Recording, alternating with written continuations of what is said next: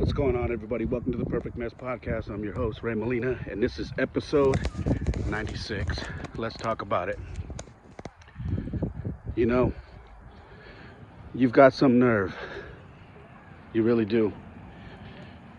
You've got some nerve living your life and letting your past traumas affect your children. You've got some nerve not getting your shit together and letting the stuff that you struggled with as a kid and now struggle with as an adult now affect your children. You've got some nerve not breaking that chain.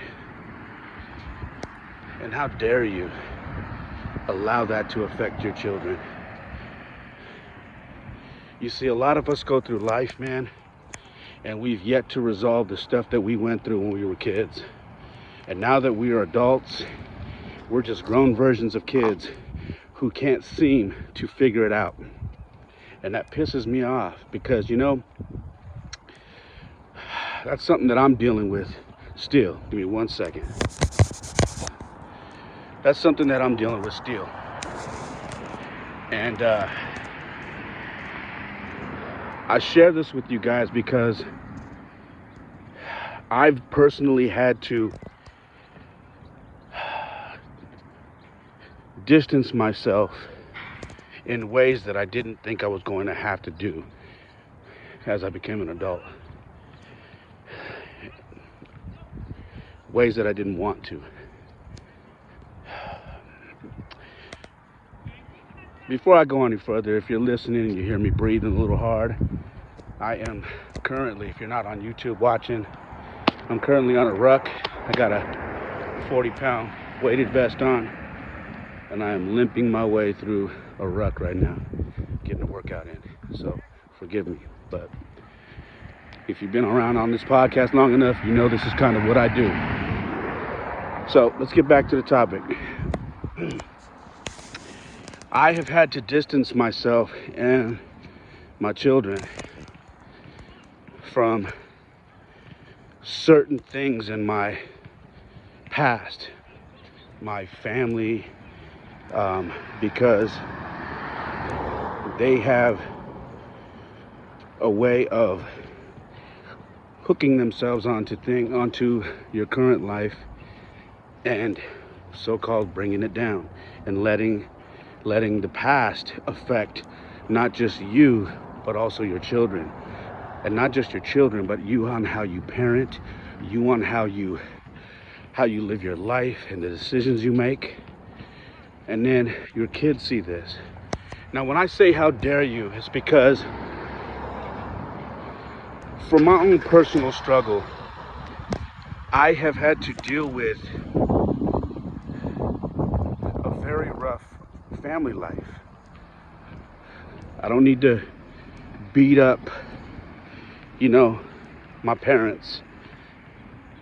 But if you've been around long enough and you've listened to me, you know that I haven't had the best relationship with my father. He wasn't really around, and when he was, it wasn't very good. All right. Give me 1 second. It wasn't really good. So in turn, that has made it very difficult for me being a father, because I've had to teach myself how to become a man, how to do the things that a man is required to do, not only for himself, but for his children. I have had to learn how to be a great father. And what does that mean? What does it take to be a great father? Because anybody can have kids, Becoming a father is easy. You know what I mean? You meet somebody, you procreate, boom, you're a father. But what does it take to be a great dad? And I had to learn that because I didn't have one.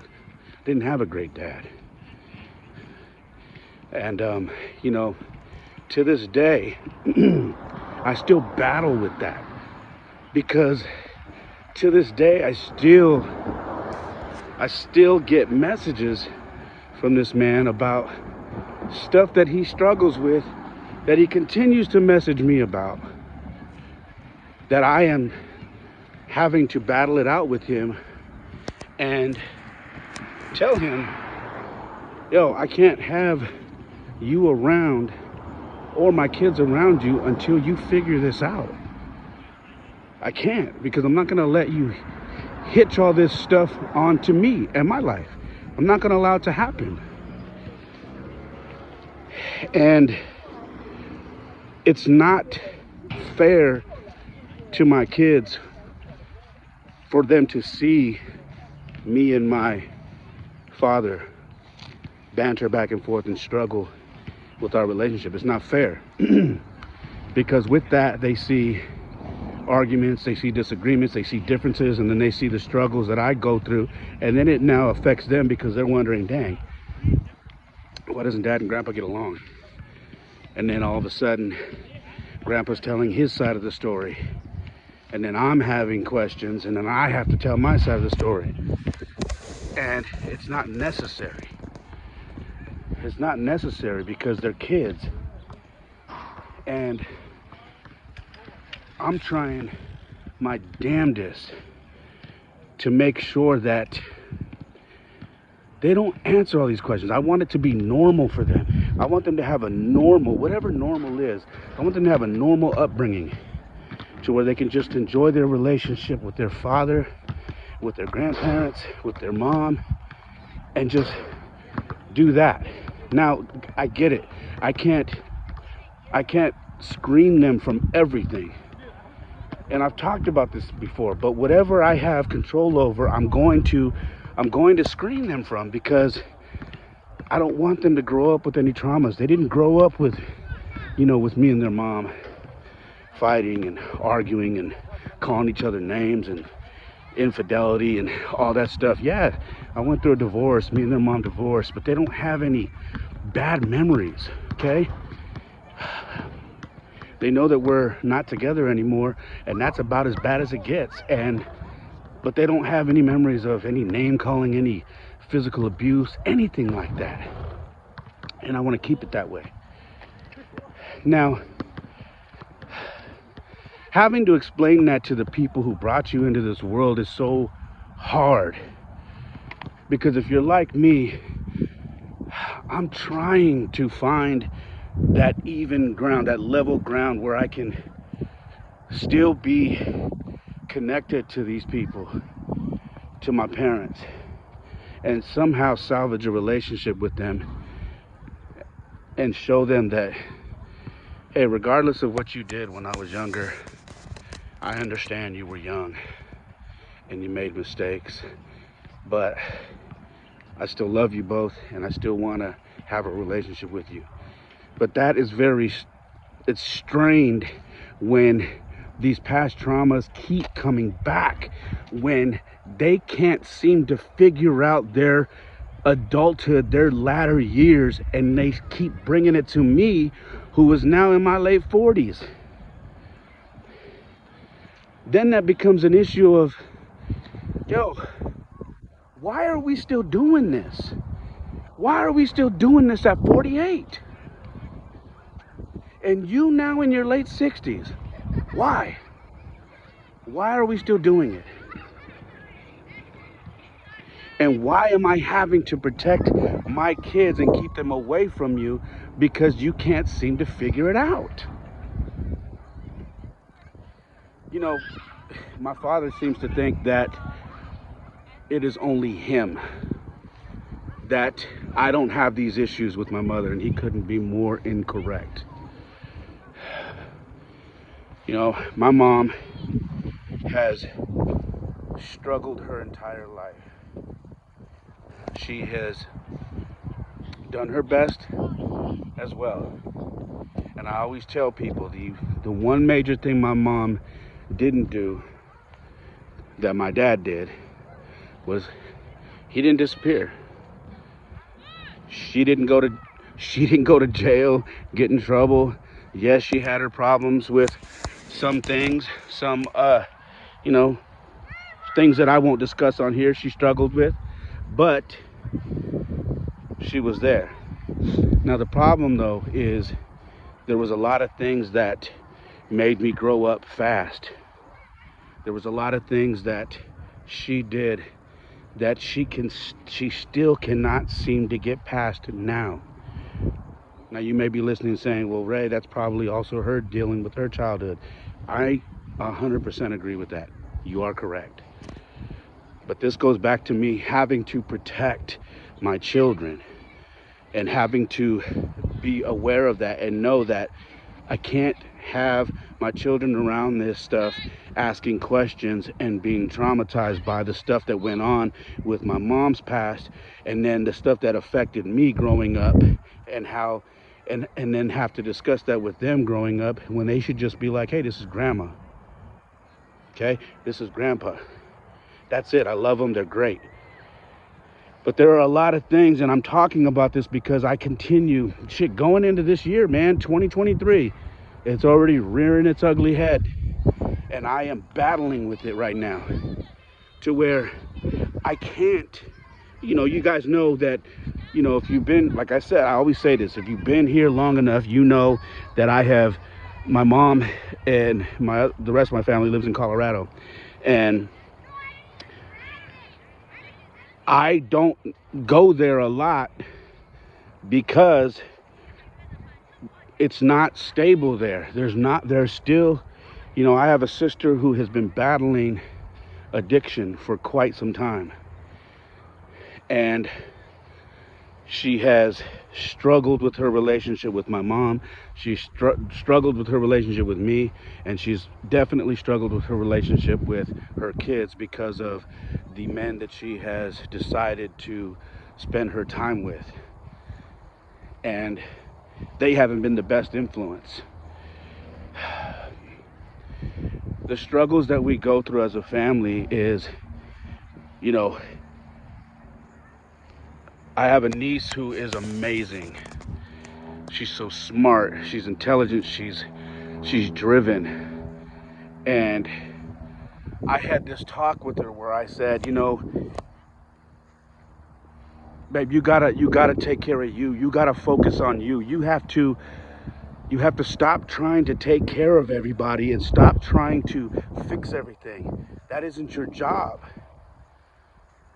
And she says, I know, Uncle, but I worry, but I want to make sure everything's right. And if we could do this, I said, listen to me closely. If you don't start taking care of yourself, you are fresh out of high school. You're 20 years old. 2 years ago, you graduated. If you continue to try to fix everybody who's already lived their life, had their fun, made mistakes, and continues to make mistakes today, you're going to turn around, and in the blink of an eye, you're going to be 40. And you're going to realize that you just gave your life up and didn't enjoy your life and didn't go and enjoy and do the things that someone your age should be doing. And you don't want to do that. And I said, now, when I say stuff like that, you may be listening to me and going, damn, Ray, that's kind of harsh. That's your family. But listen to me. I would expect the same treatment for myself if I was the one burdening my sons with my life. How dare I put that burden on my kids?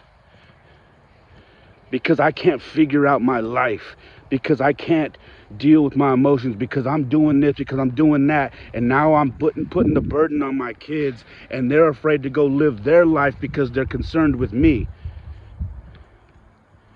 Do you understand what I'm saying? If you're a parent and you're doing that with your kids right now, you need to knock that shit off. Because you are stunting your kids' growth. You are stopping them from being great because you can't seem to figure out your own shit. I have had to figure out my own shit for years because I didn't have anybody to lean on. There is nobody for me to lean on and say, hey, I need help in this area. I don't have that person. A lot of people do. A lot of people, when they go out into adulthood and they fall flat on their face, they can run home and mom and dad have a bedroom for them.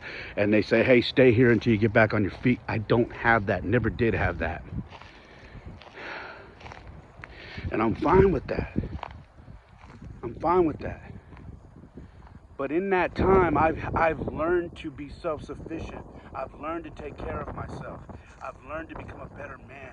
And I understand that that is not my kids' responsibility to take care of me, to feel sorry for me, and to wonder why dad hasn't figured out his life. That is not their responsibility. Their responsibility is to be a kid, to enjoy their life, to have fun, to be young, and when they get out of high school, to get to college, to chase their dreams and be the greatest person they can be, the best version they can be. And they cannot do that if they continue to be around family who can't figure it the fuck out.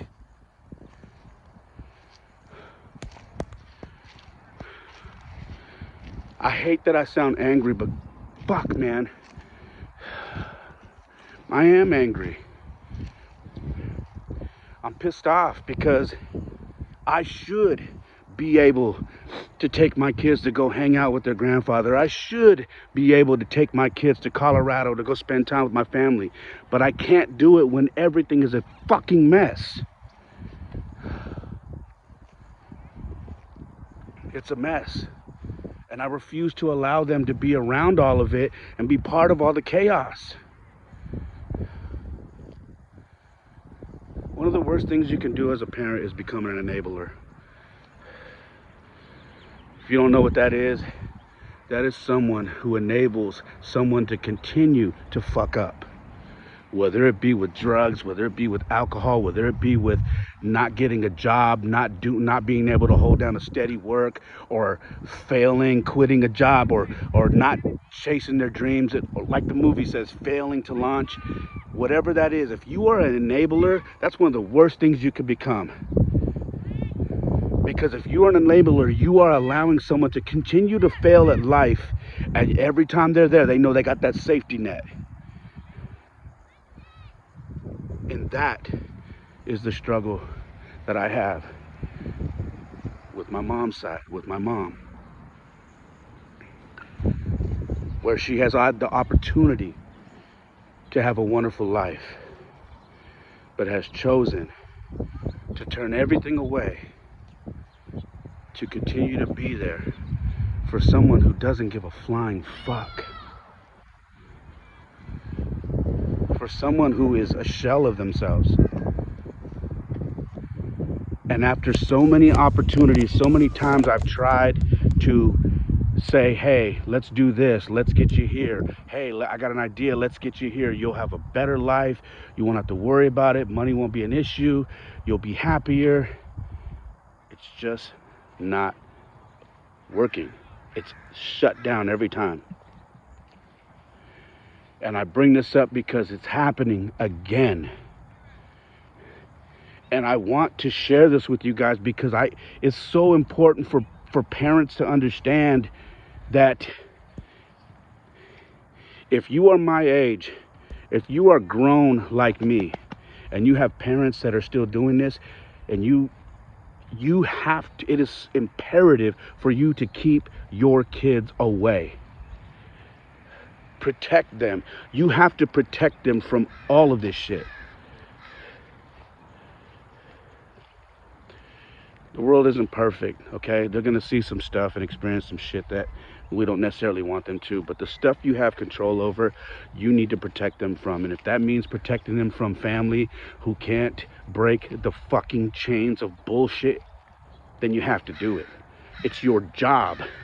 You owe it to yourself, you owe it to your kids.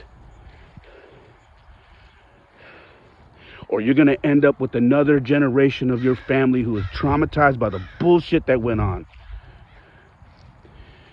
And I'm sorry, y'all, I went through enough bullshit as a kid that I refuse to allow that to happen for my kids. And the one thing my grandfather told me repeatedly, and he told me the day or a couple days before he passed away, he said, I'm so proud of you because of all the shit you went through when you were a kid.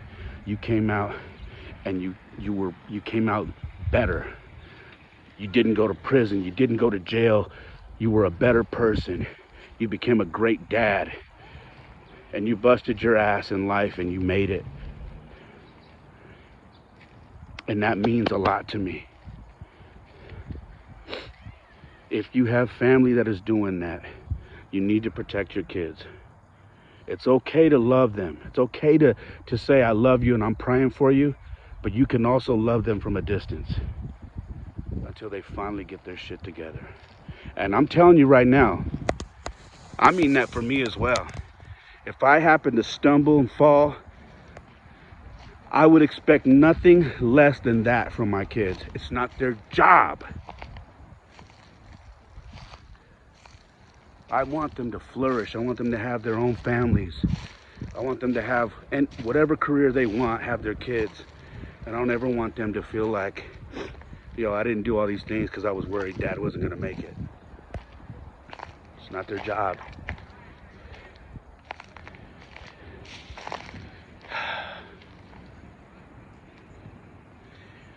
It's a hard decision.